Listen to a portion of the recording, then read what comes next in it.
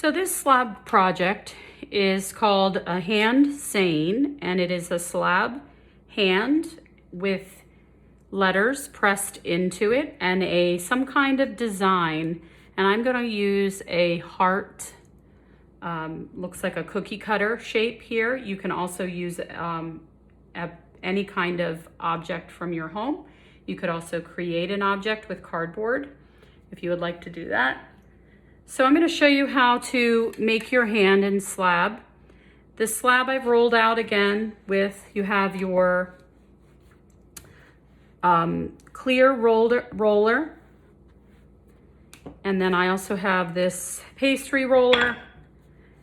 When you're rolling, you take your clay and you turn it and you lift it and you make sure that you've rolled each direction evenly.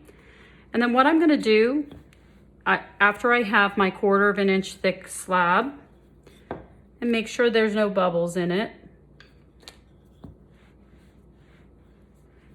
you're going to take that and take your metal rib and go over that over top. So just you're smoothing out the surface, getting rid of any bumps. You can always take a little bit of water, fill in any blemishes you find on the surface.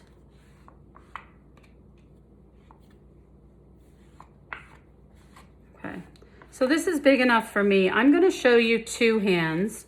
You will have at least 1 for a grade, and if you want to make more, make more. These make great gifts for people. You can do the same seine over and over. You can make all different seines, but go ahead and make as many as you would like. So I'm going to put my hand, I'm making sure I'm not putting my hand on the very edge of the clay. I want to put it more towards the middle because I do want to add some of my wrist in there so that I know I have more room in case I have a very long seine. So I'm going to put my hand here, and I'm keeping my thumb next to my finger so that it is not separate. If your thumb is separate, you risk that breaking off when the piece is drying. And I'm going around my hand. You can go around it in a wide way or close by. I have a pretty wide hand, so I know that I'll be able to fit the letters on it that I need. If you have a tiny hand, you may want to go further on the outside of your hand. So that's my left hand. And if you want to do the same hand twice, you can, and you can always flip it. I think or I'll try tracing with my non-dominant hand. That's always a trickier thing. My left hand is not as good as my right hand with the needle tool. Or you can have a parent trace it if you want to have your right hand. You can also do, if you're right-handed that is, you can also do the same hand twice and flip it over if you do want to have separate orientations of your hand. So there we go. Not as pretty as the first one. So then I'm going to remove this extra clay. And then I have really 2 nice big pieces to work with. So the first thing I'm going to do is shape these and get them to be the shape I want. I'm just going to take a little bit of water, and I like this very hard edge, so I just want to make sure that it won't be sharp. So I'm smoothing it slightly with my hand, getting away any of that debris. And then you can, if you don't like how it came out, you can kind of reshape the fingers a little bit if you want more definition. I would try to avoid going down in between the fingers with the needle tool, because if you do that, you risk cracking and breaking in the drying process. So as you can see, I've really just smoothed this hand quite a bit. You can also use tools if you prefer. You can go back and you can use your metal rib anytime you'd like. That is a great smoothing tool for getting all the particles even.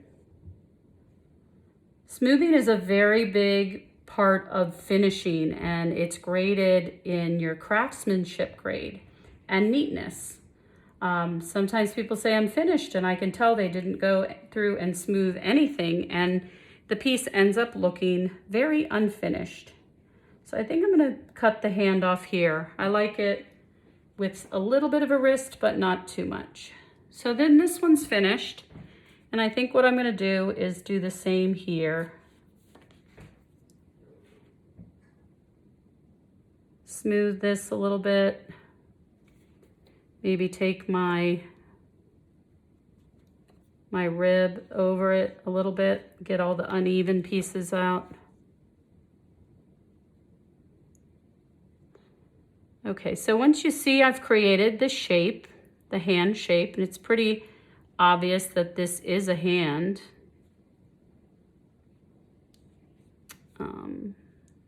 I have chosen the saying, family, hand in hand, heart to heart.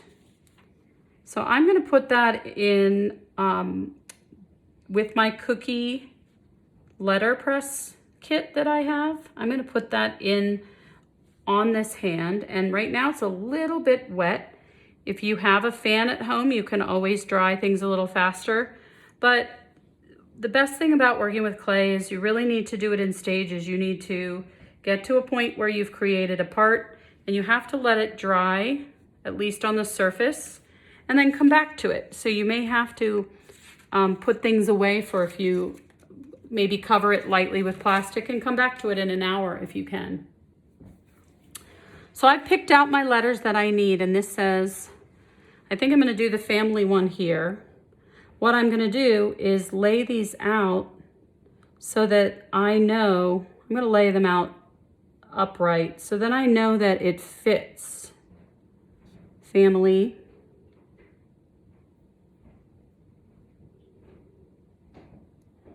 And when you cut your letterpress apart, you may have to use scissors to cut all of the letters separately.